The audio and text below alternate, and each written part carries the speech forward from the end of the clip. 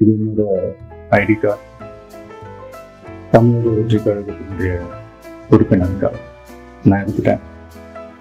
பிறப்புக்கும் எல்லா உயிருக்கும் அப்படின்ற ஒரு அடிப்படை சமத்துவ கொள்கையை ஃபாலோ பண்ணி வரப்போகிற சட்டமன்ற தேர்தலை நோக்கி என்னோட பயணத்தில் இணைஞ்சி மக்கள் பணி செய்ய நாங்கள் ஏற்கனவே வெளியிட்ட இந்த கட்சியினுடைய உறுதிமொழியை படிங்க.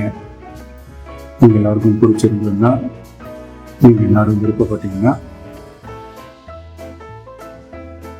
ஜாயின் பண்ணுங்க ப்ளீஸ். இது ரொம்ப ஈஸி தான், ஈஸி டு ஆக்சஸ்.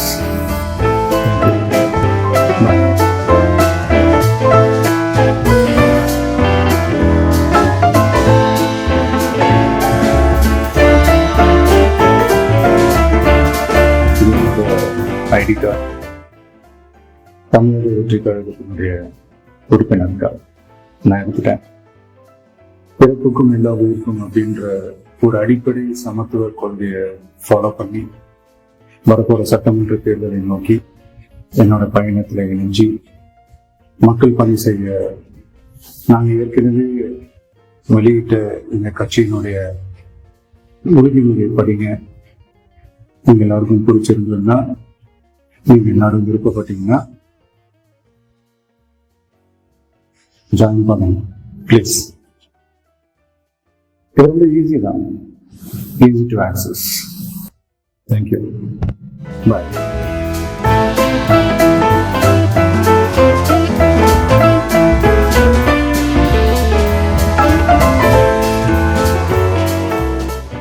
திராவிட கட்சிகளை மீறி வர்றது ரொம்ப கஷ்டம். முடிவெடுத்தாச்சு, அரசியலில் குதிச்சிட்டாரு, அதுக்கு அவர் பாராட்டு.